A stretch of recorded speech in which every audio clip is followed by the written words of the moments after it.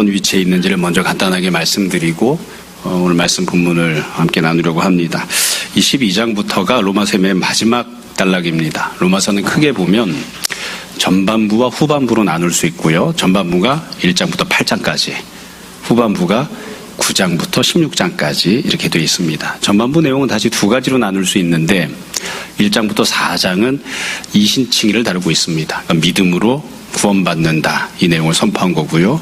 5장부터 8장은 그러면 이렇게 믿음으로 구원받은 사람은 하나님께 어떤 구원과 은혜를 누릴 수 있는가 해서 성부 하나님이 베푸시는 은혜, 성자 예수님이 베푸시는 은혜, 성령 하나님께서 베푸시는 은혜를 쭉 설명합니다. 그러니까 전반부인 1장부터 8장은 이신칭의와 하나님이 베푸시는 사랑, 이 두 가지 내용을 선포한 거죠.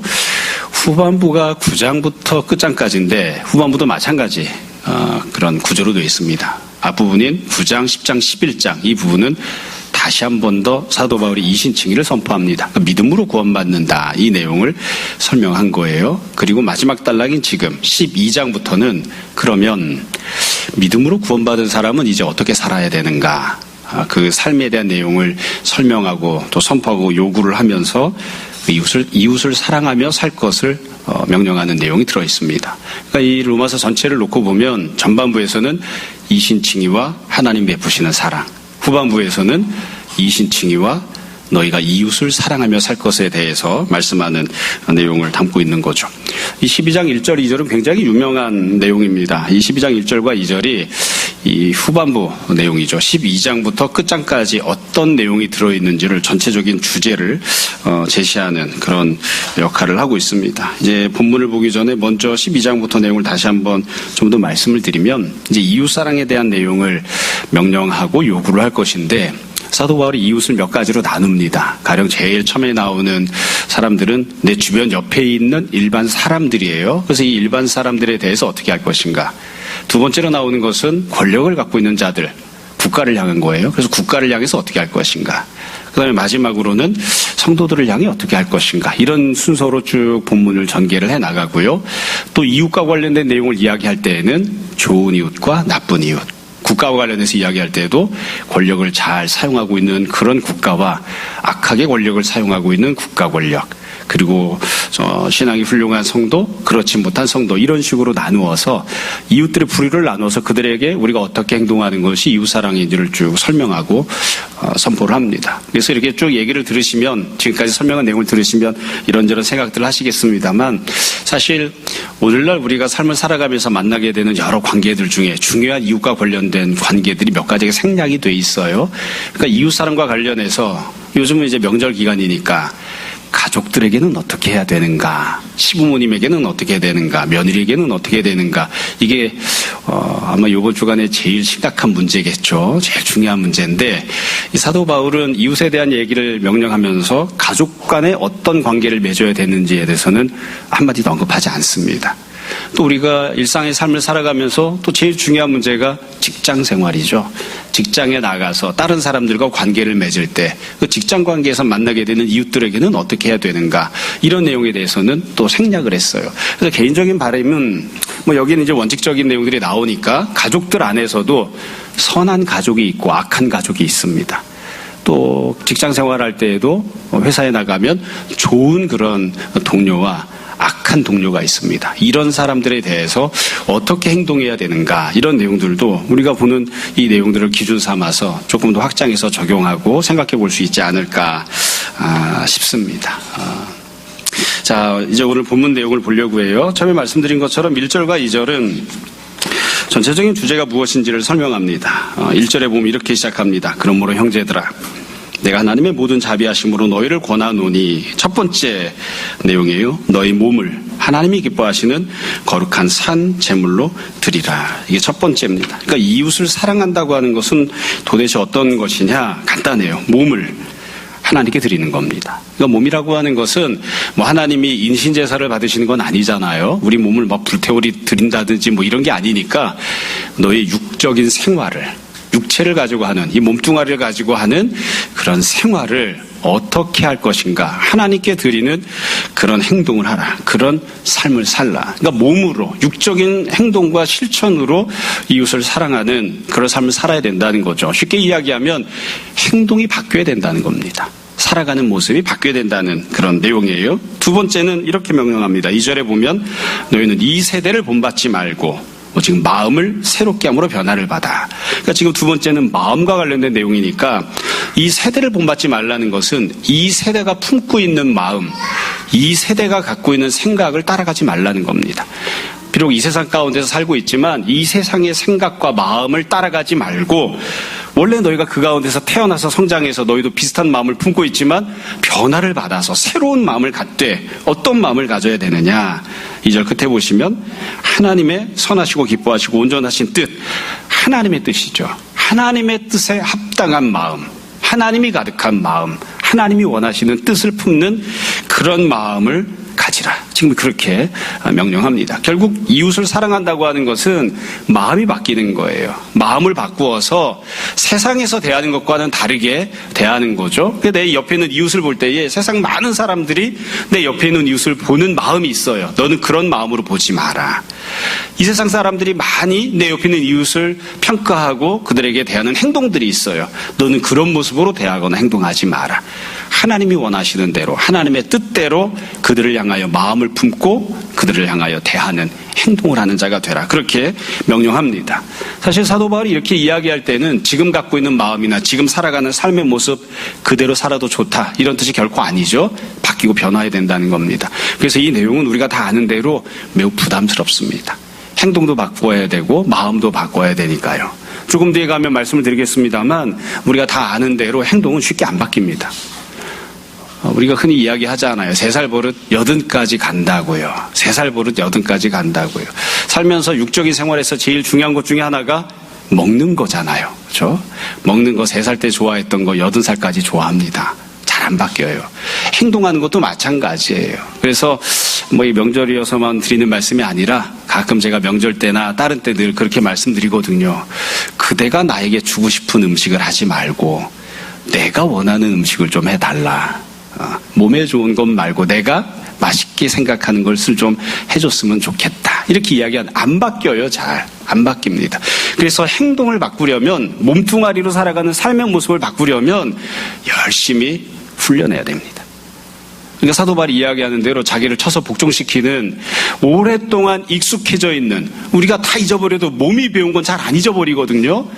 몸으로 익숙하게 굳어져 있는 그것을 바꾸기 위해서는 정말로 자신의 몸을 쳐서 복종시키는 훈련을 또 해야 이게 바뀌지 행동이 그냥 성령 충만 받았다고 예수님 믿었다고 사도 바울이 앞에 선포한 대로 이신칭의를 통해서 그 사람이 유대인이건 이방인이건 믿음으로 구원받고 영원히 하나님의 자녀로 거듭났다 하더라도 행동 안 바뀝니다. 안 바뀌어요. 성령 충만 받고 방언해서 행동이 바뀔 것 같으면 무슨 걱정이 있겠습니까? 안 바뀌어요. 사도 바울이 지금 행함에 있어서 네 옆에 있는 이웃을 향해 대하는 행동에 있어서 바뀌어야 된다. 지금 이제 주어진 명령이고 구체적으로 어떻게 바뀌어야 되는지 어떤 과정을 통해서 바뀔 수 있는지에 대해서는 아직 나오지 않았으니까 그건 또 나중에 또 보려고 합니다. 마음도 마찬가지예요. 마음이 쉽게 바뀌는가? 안 바뀝니다. 잘 안 바뀌어요.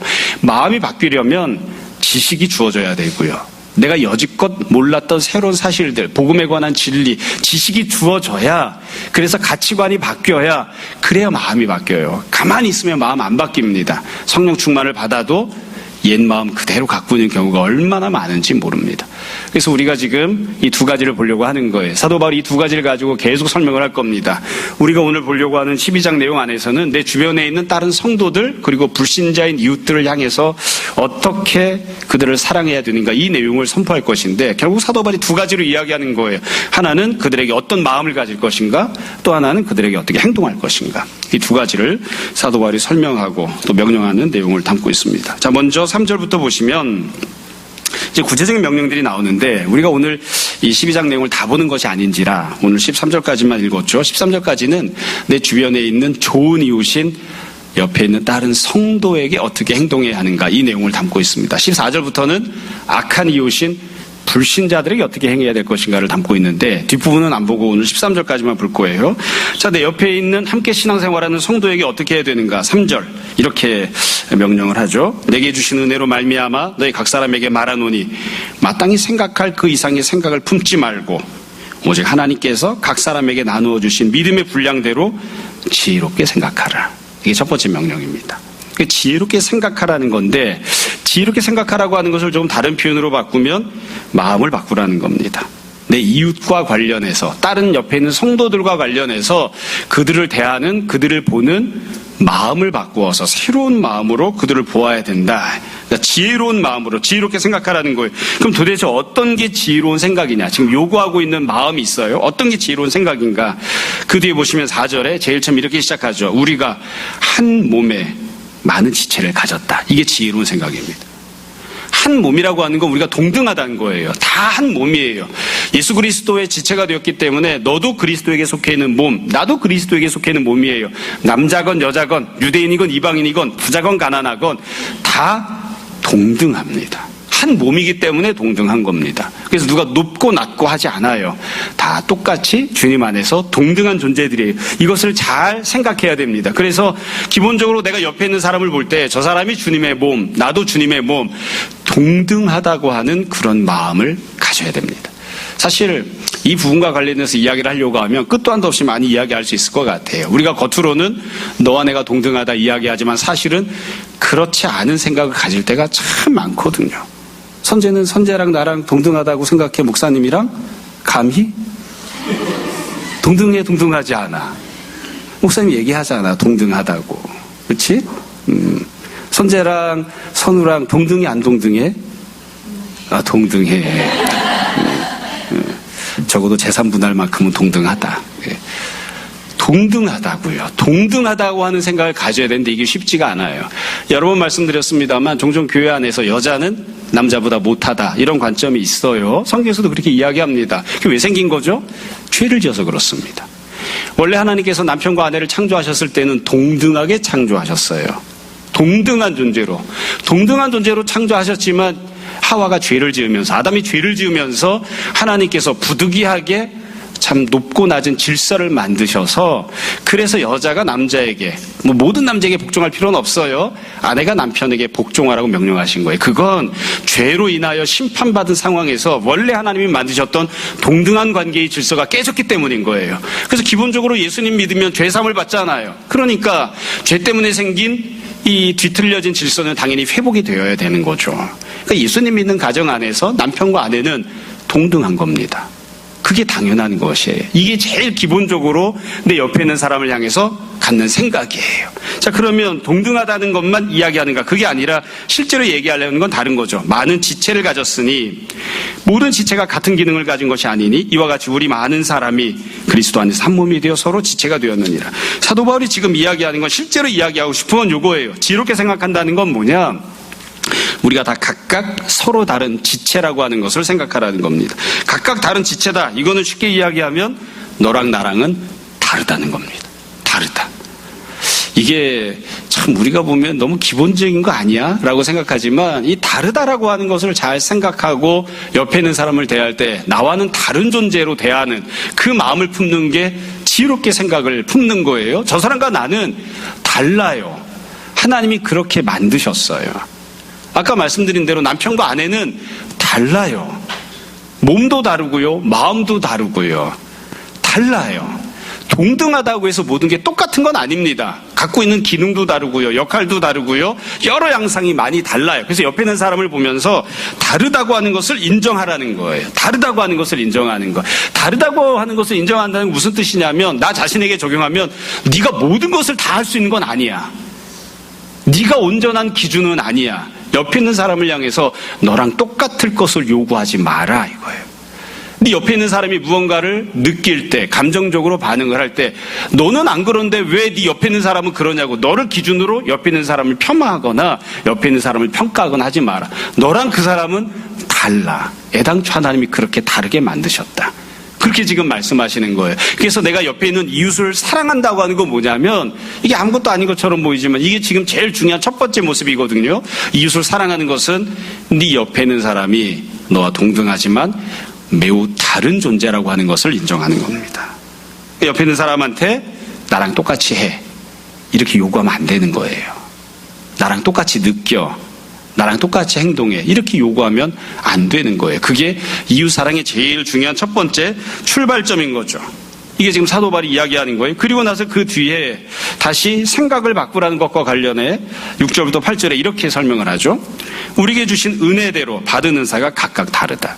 하나님이 우리에게 베푸신 은혜는 본질적으로 동일합니다. 동등한 은혜를 받았어요. 우리가 다 똑같이 십자가에 달리신 예수님을 믿고 죄사함과 구원을 받습니다. 하나님의 자녀가 되고 영적으로 거듭나는 길은 다른 방법은 없어요. 다 똑같아요. 우리가 똑같은 방법, 똑같은 과정을 거쳐서 동일한 구원과 은혜를 받았습니다. 그러나 하나님께서 교회를 세우시고 섬기시기 위해서, 섬기도록 하기 위해서 성도들 각자에게 각기 다른 은사들을 주십니다. 구원받는 건 동일한 은혜를 통해서 구원을 받지만 교회를 섬기는 은사는 각각 달라요. 각각 다릅니다. 그건 하나님이 각각 다른 은사들을 주신 거예요. 그래서 받은 은혜가 다르다. 받은 은사가 다르다. 교회를 섬길 때 각각 다른 모습으로 섬긴다라고 하는 것을 인정하라는 거예요. 이 앞부분이 똑같아요. 본질적으로 동등하나 다른 존재라고 하는 것, 지체라는 것과 그리고 각각 다른 은사를 받았다는 것을 인정하라는 거죠. 그래서 그 뒤를 보시면 사도 바울이 아주 중요하게 설명을 하고 명령을 합니다. 혹 예언이면 어떻게 해야 됩니까? 믿음의 분수대로 예언을 해라. 혹 섬기는 일이면 섬기는 일로, 가르치는 자면 가르치는 일로, 위로하는 자면 위로하는 일로, 구제하는 자는 성실함으로, 다스리는 자는 부지런함으로, 긍휼을 베푸는 자는 즐거움으로 할 것이니라. 이게 무슨 뜻일까요? 이거 좀 길게 막 쭉 열거 해놨잖아요. 그렇죠? 이거 무슨 뜻입니까? 이거 쉽게 얘기하면 이거예요. 너는 네 할 바만 다 해라. 이겁니다. 하나님께서 나에게 가르치는 은사를 주셨어요. 그 은사를 주셔서 가르치는 일로 교회를 섬기게끔 직분을 주셨어요. 그러면 나는 뭐를 하면 되는 건가요? 가르치는 일을 하면 됩니다. 그거 똑바로 잘 해라. 하나님이 너에게 맡겨주신 은사, 직분을 잘 감당해서 그것만 잘하면 돼. 그것만. 다른 거 섣불리 건드리려고 하지 마라. 딴 사람에게 하나님이 맡겨주신 일들이 있는데 그것에 대해서 네가 왈가왈부하거나 그것에 대해서 건드리려고 하거나 자꾸 평가하거나 네가 하는 방식으로 다른 사람이 하는 일까지도 자꾸 만들려고 하지 마라. 너는 네가 해야 할 일을 열심히 잘해라. 그거예요. 그러니까 지금 여기 있는 걸 그대로 보면 위로하는 자는 구제하는 거, 다스리는 거, 긍휼 베푸는 거 자꾸 이런 데 신경 쓰지 말고 위로하는 자는 위로하는 일을 해라. 가르치는 자는 가르치는 일을 해라. 하나님이 너에게 맡겨주신 일과 옆에 있는 사람에게 맡겨주신 일이 다르다고 하는 사실을 분명히 잘 인식하고 옆에 있는 사람이 하는 일에 대해서 존중하고 배려해라 이거예요. 존중하고 배려해라. 이게 참 우리 한국 사회에는 잘 되지를 못하는 경우들이 많이 있어요. 한국 사회는 한 사람이 모든 걸 다 잘해야 된다는 것처럼 생각을 해요. 공부도 잘하고 노래도 잘하고 그림도 잘 그리고 미술도 잘하고 체육도 잘하고 다 잘해야 돼. 어떻게 다 잘합니까? 그런 사람이 있나요? 있습니다. 아주 드물지만 있어요. 그러나 하나님께서 교회를 섬기라고 하실 때에 한 사람에게 모든 은사를 다 주시고 그 사람이 모든 걸 다 하게 하신 게 아니에요. 그래서 우리가 교회 안에서도 직분을 나누어서 주고 또 각각의 직분들이 갖고 있는 책임과 권한들을 우리가 나누잖아요. 목회자가 모든 것을 하나요? 우리 교회 같은 경우엔 거의 대부분 제가 합니다. 근데 목사가 다 하는 게 아니에요. 장로님이 하시는 일들이 있고 집사님이 하시는 일들이 있고 권사님들이 하시는 일들이 있고 다른 직분자들이 하는 일들이 있어요. 하나님이 각각 나누어서 맡겨주신 거예요. 가정도 마찬가지죠. 직장도 마찬가지입니다. 가정에서 내가 옆에 있는 다른 가족을 사랑하고 섬긴다는 게 무슨 뜻인가요? 나와 다르다는 걸 인정하라는 것이고 남편은 남편의 일을 하는 거예요. 아내는 아내 일을 하는 거예요. 내가 아내 일을 죽도록 해도 남편이 남편의 일을 잘 감당을 안 하는데요. 그건 내가 책임질 일은 아니니까 남편이 남편 된 도리를 다 하게끔 위해서 기도하고 돕고 협력해야 되겠지만 일단은 나는 내가 해야 하는 일, 하나님이 나에게 맡겨주신 일을 잘 감당하는 겁니다. 그게 이웃사랑의 첫 번째 모습이에요. 이건 뒷부분에서도 똑같이 나올 겁니다. 이웃사랑이라고 하는 건 옆에 있는 사람이 뭔가를 하고 있는데 잘 못해요. 그걸 도와주는 거냐? 물론 도와주는 거죠. 그러나 그거 하기 전에 내가 해야 할 일을 잘하는 겁니다. 하나님이 나에게 맡겨주신 일을 잘 감당하는 게 내 옆에 있는 사람을 돕는 거예요. 그 이웃을 사랑하는 거예요. 내가 해야 할 일을 잘 하지 않으면 그게 옆에 있는 사람에게 피해를 주고 옆에 있는 사람을 힘들게 만듭니다. 네가 맡은 일, 하나님이 너에게 부탁하신 일을 잘 해라. 또 가르치는 직분을 맡았느냐? 잘 가르쳐라. 또 권면하는 일을 맡았느냐? 잘 권면해라. 그게 지금 사도 바울이 선포하는 내용입니다. 이와 같은 마음을 가지고 이렇게 행동을 하라. 지금 이야기하는 것이죠. 여러분, 이 내용을 보면 사도 바울이 아주 간단하게 이야기하고 있습니다. 결국 어떤 마음을 가져야 되는가? 우리 모두가 다 주님 앞에서 본질적으로 동등하지만 각각 생겨먹은 모습이, 그리고 각각 하나님께서 맡겨주신 직분과 은사가 다르다고 하는 것을 잘 인식하고 나에게 하나님이 맡겨주신 일들을 열심히 잘 감당하는, 그것이 네 옆에 있는 이웃을 섬기는 길이다. 네 옆에 있는 다른 성도를 섬기는 길이다. 그렇게 지금 사도 바울이 권면합니다. 여기 보면 사도 바울이 설명을 하잖아요. 마음을 바꾸는 것에 대해서, 이웃을 향해 지혜로운 마음을 품으라고 하는 것에 대해서 뭐라고 이야기하냐면, 성령 충만을 받으면 마음이 한꺼번에 180도 바뀐다, 이렇게 하는 게 아니라 어떤 마음을 가져야 되는지 설명을 하죠. 그래서 마음이 바뀌려면 지식이 들어가야 돼요. 생각이 바뀌려면 지식이 들어가야 돼요. 생각을 바꾸게끔 지식을 넣어주지 않으면, 복음이 무엇이라고 가르치는지 알려주지 않으면 아무리 용쓰고 막 노력을 해도 결국 그냥 그 생각 그대로 머물러 있으면 마음 안 바뀝니다. 그러니까 누군가의 마음을 바꾸고 싶으면 얘기를 하고 알려주고 지식을 넣어줘야 됩니다. 그런 마음을 가지면 안 된다. 알려줘야 되는 거죠. 두 번째 내용이 9절부터 13절까지 나옵니다. 9절부터 13절, 여기 보면 행동과 관련된 내용이 나와요. 9절을 보시면 사랑에는 이렇게 시작하는데, 사실 이걸 그냥 잘라서 생각하면 9절부터 사도 바울이 명령하는 이웃 사랑과 관련된 내용, 논리적으로 추론하자면 몸을 하나님 앞에 우리가 제물로 드리는 것이 어떠한 것인가, 하나님이 기뻐하신 육적인 삶을 살아가는 것, 이웃을 사랑하는 육적인 행동은 무엇인가, 사랑하는 겁니다. 사랑하는 것. 네 옆에 있는 다른 성도를 사랑하라예요. 사랑하라. 그러니까 구절을 좀 잘랐으면 좋겠어요. 본문이, 원문도 그렇게 되어 있지는 않지만 의미를 놓고 보면 네 옆에 있는 이웃 다른 성도를 사랑하라. 그럼 도대체 어떻게 하는 게 사랑하는 것이냐? 그 뒤에 보시면 이렇게 되어 있죠. 거짓이 없다.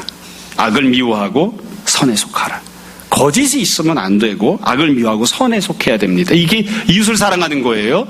여러분, 이 부분도 우리가 잘 생각해 볼 필요가 있는데, 사도 바울이 앞부분도 지금까지 계속 똑같은 입장을 견지합니다. 여러분, 거짓이 없다. 누가 거짓이 없어야 되냐면 내가 거짓이 없어야 돼요. 내가 거짓말하거나 거짓된 행동을 하면 안 됩니다. 이거 옆에 있는 사람에게 요구하는 게 아니라 내가 어떠해야 되는지를 말하는 거예요. 나는 거짓이 있으면 안 돼요. 나는 악을 미워해야 돼요. 나는 선을 미워하는 사람이 돼야 돼요. 나 자신과 관련된 내용이죠.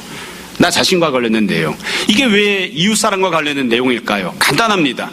이걸 뒤집어 생각해 보자고요. 내가 만약 거짓말을 하고 거짓된 행동을 하면, 내가 하나님 앞에서 올바르게 진리 안에 서 있지 않고 내가 악을 사랑하고 선을 미워하면 어떻게 될까요? 내 옆에 있는 다른 성도가 피해를 받습니다. 그게 내 옆에 있는 이웃을 죽이는 첫 번째 길입니다.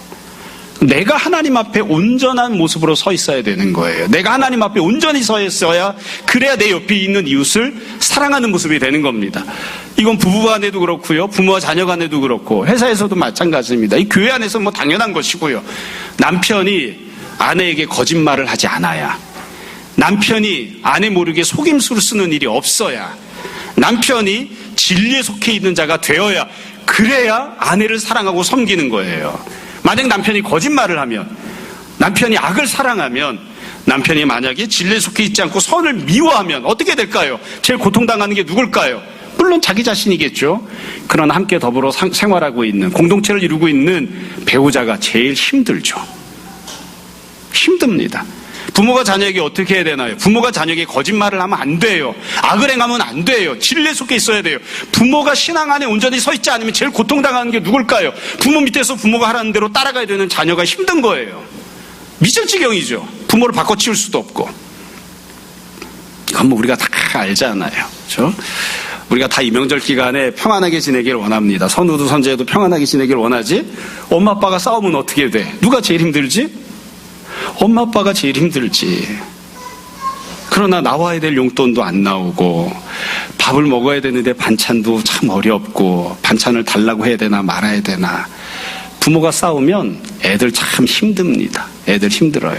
그죠? 저도 이 명절 때가 되거나 가끔 이런 설교할 때마다 생각나요. 저희 집 애들이 그랬다고요. 우린 어떻게 하라고! 막 이렇게. 그래서, 아빠는 이게 최선이다. 니네는 좀 더 나은 아빠가 되라. 그렇게 하고서 넘어갔는데, 이게 한 사람이 거짓이 없고 악을 미워하고 선에 속하지 않으면 옆에 있는 이웃이 정말 힘듭니다. 그러니까 내가 온전하게 서 있는 것이 그게 내 이웃을 사랑하는 거예요. 그렇게 하라는 거죠. 그 뒤에 보면 10절에 형제를 사랑하라. 서로 우애하고 존경하기를 서로 먼저 하라. 실제로 이렇게 행동하라는 거예요. 옆에 있는 형제들을 사랑하는데 우애하는 일, 존경하는 일을 서로 먼저 하라고 해요. 서로 먼저 하라. 이런 부분을 볼 때마다 저는 설교자고 목회자이기 때문에 이런 생각이 드는지 모르겠습니다만 사도 바울이 여기다 조건을 붙이지 않았죠. 그 사람이 너를 사랑하면 너도 그에 합당하게 사랑하라. 이렇게 하는 게 아니라 그 사람이 어떻게 행동하는지는 중요하지 않아요. 그 조건이 아니에요. 네가 먼저 사랑하고 네가 먼저 우애해라. 그럼 그 사람이 그에 합당하게 나에게 행동을 해줄까요? 대부분 합당하게 행동해 주는데 안 그런 경우도 있습니다. 그러니까 내가 옆에 있는 다른 성도에게 우애하고 존경해주고 섬겨주고 사랑해주면 이 성도가 나에게 뭔가라도 대접을 한단 말이에요. 내가 그릇에다가 뭔가를 담아서 주면 그 성도가 나한테 빈 그릇을 안 주고 뭔가라도 채워서 다시 돌려주려고 하잖아요. 근데 안 그런 경우도 있어요. 그릇을 씻지도 않고 그냥 갖다 줘버리는 사람도 있더라고요. 그러니까 그 사람이 어떻게 반응을 하느냐는 중요한 게 아니고 그건 조건이 아니고 너는 네 옆에 있는 다른 성도에게 네 이웃에게 먼저 사랑하고 존경해 주어라. 지금 이렇게 행동하라고 명령을 하는 거예요. 그리고 나서 11절에 보면 부지런하여 게으르지 말고 열심을 품고 주를 섬기라. 이것도 한편 생각하면 어떤 분들은 이렇게 생각할지도 몰라요. 주님을 열심히 섬기는 게 왜 이웃사랑이랑 상관이 있지? 네가 신앙생활 똑바로 안 하면 네 옆에 있는 이웃이 힘들어. 여러분, 내 옆에 있는 이웃을 섬기는 가장 중요한 방법이 뭘까요? 그건 내가 신앙생활을 열심히 온전히 하는 거예요. 내가 기도하고 내가 말씀 가운데 거하고 내가 하나님 말씀을 사랑하고 어떻게 해서든 열심을 품고 주님을 섬기는 그런 모습이 되어야 그래야 내 옆에 있는 이웃이 섬김을 받는 겁니다. 그게 안 되면 제일 큰 피해를 옆에 있는 사람이 받는다고요. 이거는 모든 관계가 다 마찬가지예요. 나라가 똑바로 서려면 어떻게 해야 될까요? 통치자가 회개해야죠. 하나님 두려운 줄 알아야죠. 그렇지 않으면 누가 피해를 보나요? 국민들이 피해를 봐요. 잘못은 한 놈이 했는데 피해는 국민들이 다 우팡 뒤집어 쓴다고요. 아버지가 신앙 안에서 온전히 서 있지 않으면 어떻게 될까요? 식구들이 다 미치고 팔짝질 지경이 되는 거예요. 그러니까 지금 바울이 권면한다고요. 네가 열심을 품고 부지런히 주님을 섬겨야 그래야 네 옆에 있는 사람들이 은혜를 누리고 평안을 누리고 사랑을 받게 된다. 그게 가장 중요한 기본이야. 하나님 앞에 똑바로 살아. 지금 그렇게 권면하는 거예요. 9절과 10절과 11절 내용을 보면 세부적으로 보면 나 자신이 어떻게 해야 되는가, 내 옆에 있는 형제에게 어떻게 해야 되는가, 하나님을 어떻게 섬겨야 되는가 내용이 나왔는데 이건 어찌 보면 평탄할 때 이렇게 하라는 겁니다. 별다른 문제가 없을 때 일상적인 삶을 살아갈 때 이와 같이 너 자신이 온전하게 믿음 가운데 서 있고 또 형제들을 잘 사랑하고 섬겨주고 하나님을 열심으로 섬기는 자가 되고 그렇게 해서 그것으로 네 옆에 있는 이웃들을 섬기는 자가 되라. 이게 아주 중요한 이웃사랑의 행동이라고 권면합니다. 12절과 13절에 보면 어려운 시기와 관련해서 이야기를 해요. 사람이 살다 보면 좋기만 한 게 아니라 힘들고 어려운 때들도 있잖아요. 내가 죄 없이 고난을 만나기도 하고 죄를 졌기 때문에 형벌당하기도 하고 내가 부지런히 살았는데도 경제적으로 어렵기도 하고 게으름을 피워서 내가 빚을 지기도 하고 어려운 일들을 만나기도 하잖아요. 12절에 보면 이렇게 돼 있습니다. 소망 중에 즐거워하라. 가만히 있어도 소망이 생기는 사람도 있어요. 형편이 넉넉하고 다 형통해서 가만히 있어도 막 소망이 생겨. 뭐 우리는 아직 그런 사람이 없습니다만 지난 주간에 수시원서를 쓰는 주간이었어요. 수시원서 어떻게 쓰는지 아시죠? 한 사람이 6장 씁니다. 가만히 있어도 막 수시원서 1번, 2번, 3번, 4번, 5번, 6번, 30대 1, 40대 1, 50대 1인데 다 붙었어. 그런 사람들한테 소망을 가지고 즐거워하라고 권면할 필요가 있을까요? 가만히 있어도 즐거워요, 그런 사람은. 수시원서 6장 썼는데 다 떨어졌어. 그 사람에게 격려하는 거예요. 힘들고 어려워도. 하민아, 너 몰라도 돼. 수시원서 뭔지 아직. 평안하게 살아, 앞으로. 얘기하고 나니까 하민이한테 미안하네. 알지도 못하는 부담을 지금부터 지우고. 수시원서는 몇 장 쓴다고 하민아? 6장. 6장 다 쓰면 한 30만 원 나와. 30만 원, 40만 원. 평안하고 좋은 사람, 형통한 사람, 넉넉한 사람은 굳이 이런 거 권면할 필요가 없어요. 소망 가져라, 즐거워해라. 가만히 있어도 뭐 이미 즐거운데. 힘들고 어렵단 말이에요. 힘들고 어려워요. 상황이 좋지 못해요. 그때에 네가 소망을 품는 자가 되고 그 소망 안에서 즐거워하는 자가 되라. 고난이 있어도 어려움이 있어도 내가 소망을 품고 사는 사람이 되어야 돼요. 그게 내 옆에 있는 이웃을 사랑하는 길입니다. 그게. 환난 중에 참으라고 돼 있죠. 내가 그렇게 하라는 거예요. 환난 중에 참아라. 네가 환난을 당했지만 잘 인내해라. 네가 환난을 당해서 잘 참고 인내하면 네 옆에 있는 사람을 그것을 통해서 섬기고 사랑하는 거야.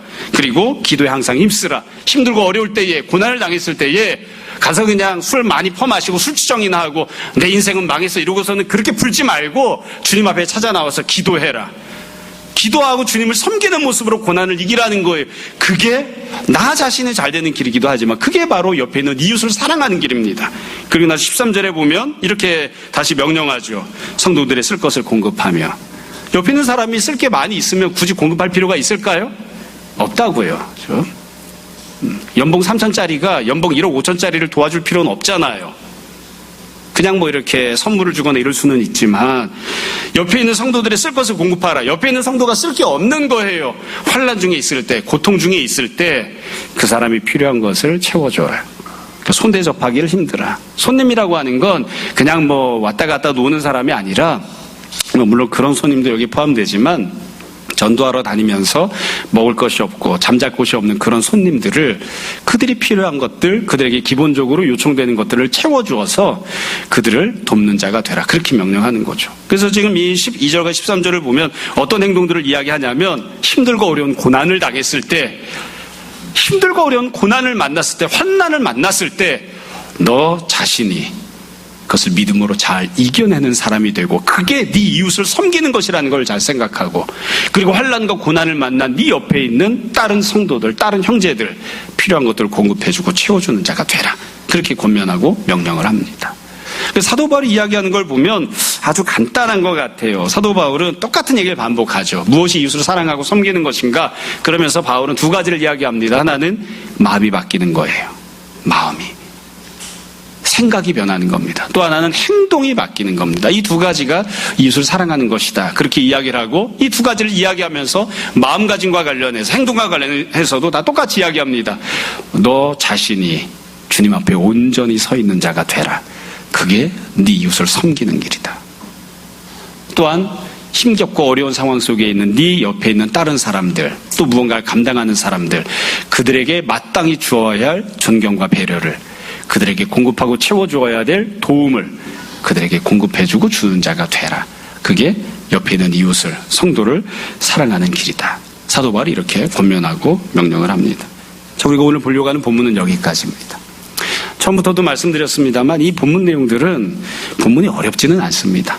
내용을 이해하는 것은 어렵지 않은데 이게 순종하고 실천하기가 참 쉽지 않은 그런 내용이어서 늘 부담이 되는 것이죠.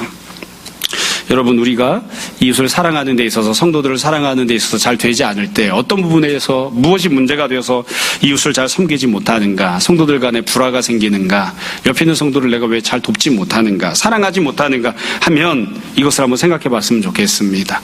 우리는 과연 어떤 생각과 마음을 갖고 있는가, 내가 품고 있는 마음이 과연 지혜로운 마음인가, 하나님의 뜻에 합당한 그런 마음인가, 우리가 동등하나 각기 다르다고 하는 것을 인정하는가, 그 사람을 존중해 주는가, 잘 생각해 봤으면 좋겠습니다. 또 내가 무언가 행동을 할 때 내가 해야 할 몫을 내가 잘 감당하고 그 사람이 감당해야 될 짐도 내가 조금 더 감당해 주는 그런 모습으로 서 있는가, 아니면 내가 감당해야 할 것을 저 사람에게 맡겨버리고 싶은데 저 사람이 감당해주지 않는다고 해서 불평이 있거나 불만이 있거나 그런 것은 아닌가 잘 생각해 봤으면 좋겠습니다. 오늘 본문과 관련해서 꼭 기억했으면 하는 내용 한 두어 가지만 더 말씀드리고 오늘 말씀을 마무리하려고 합니다. 이미 앞부분에서 다 말씀드렸던 것인데 꼭 말씀드리고 싶은 거 한두 가지가 있습니다. 하나는 반복해서 말씀드린 거예요.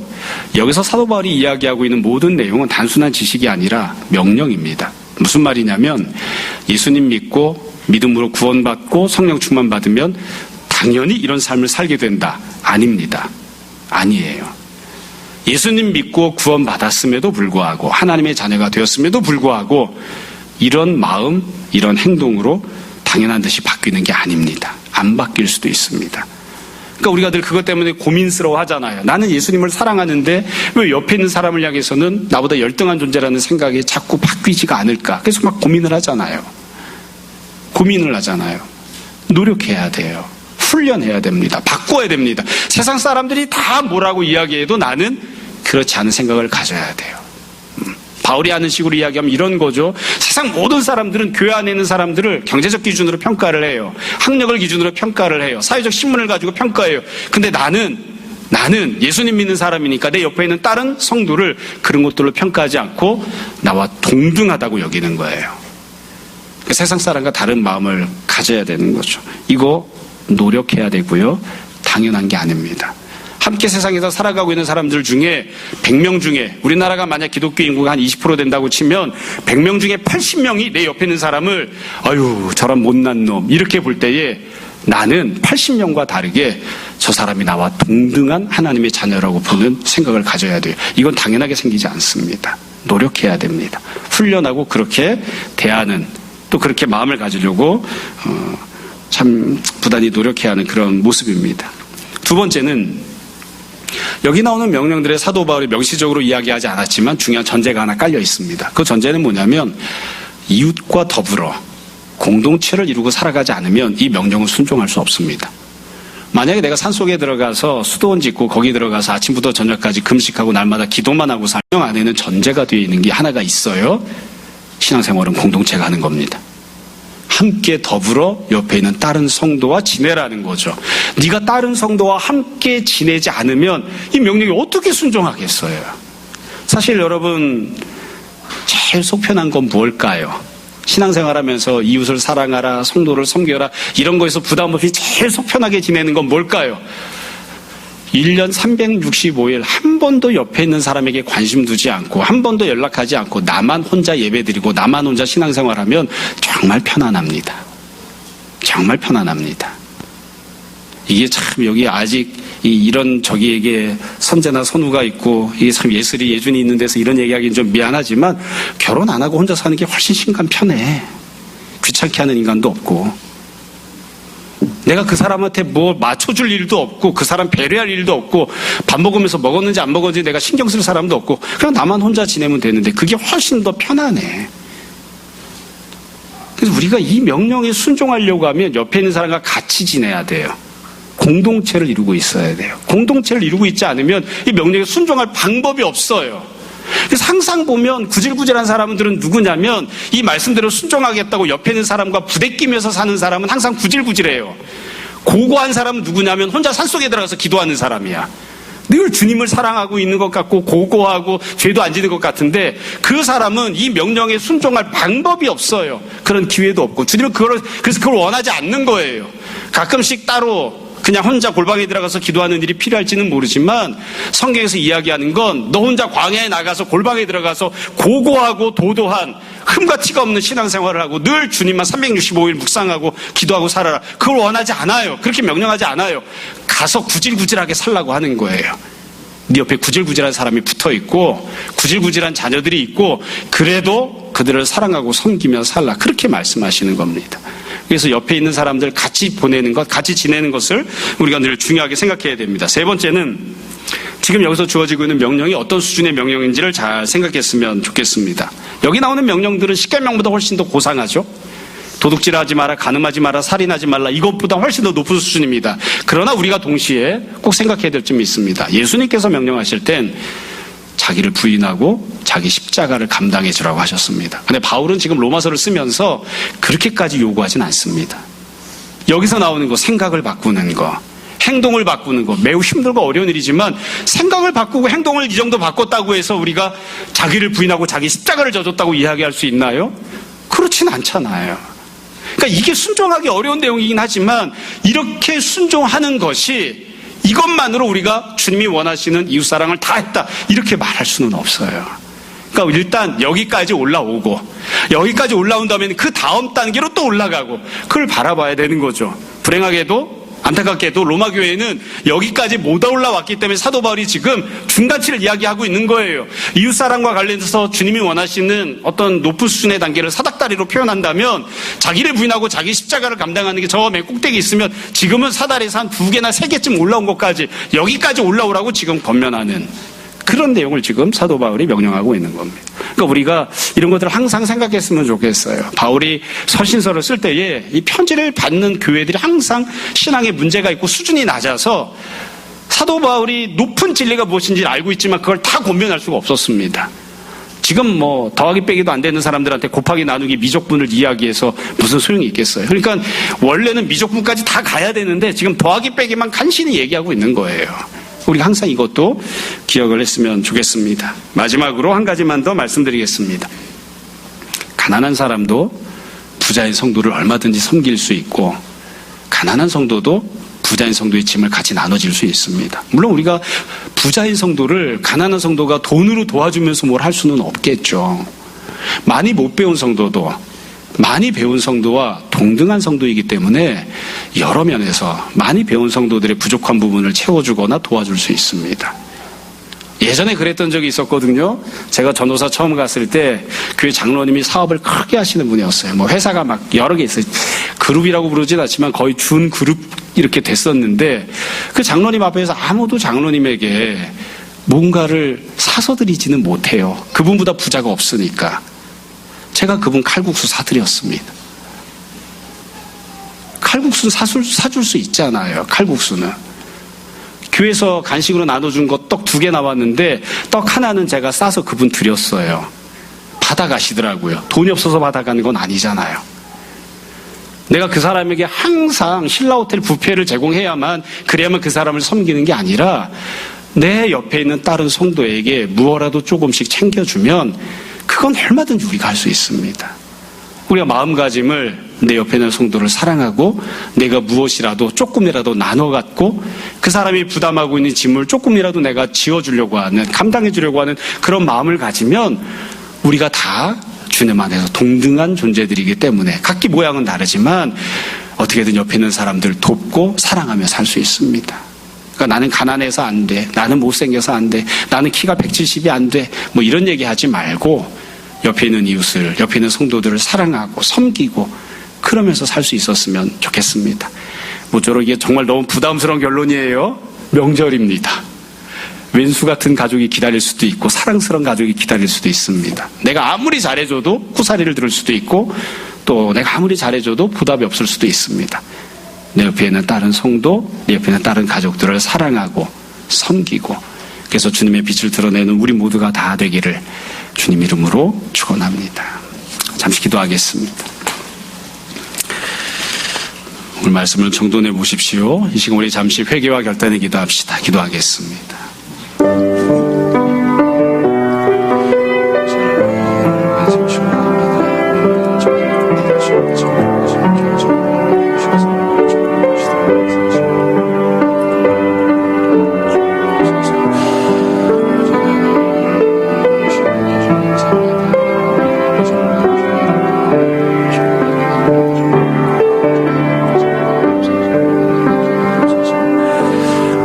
주께서 우리에게 은혜를 허락하셔서 우리가 다 성령님 안에서 거듭나는 자들, 그리하여 새로운 영혼을 갖게 된 것을 주님 앞에 고백하며 주님을 찬양합니다. 주님, 마찬가지로 아직 변화받지 못한 우리의 마음들도 주님 바꿔주시고 새로 태어나게 하여 주옵소서. 아직 바뀌어지지 않은 우리의 몸과 행동들도, 삶의 모습들도 주님 바꿔주시고 고쳐주시기 원합니다. 우리가 비록 이 땅 가운데서 살아가지만 이 세상과는 다른 마음, 다른 생각, 이 세상 사람들과는 다른 행동을 하며 내 주변의 다른 이웃들을 섬기는 주님의 자녀들 되게 하여 주옵소서. 아버지 하나님이 한 주간 살아갈 때에 우리가 주께서 말씀하시고 부탁하신 대로 화평케 하는 자로 살아가게 하시고 우리가 주님의 이름을 드러내기 위하여 참고 견디며 인내하는 자들 되게 하여 주옵소서. 감사하며 예수님 이름으로 기도합니다. 아멘.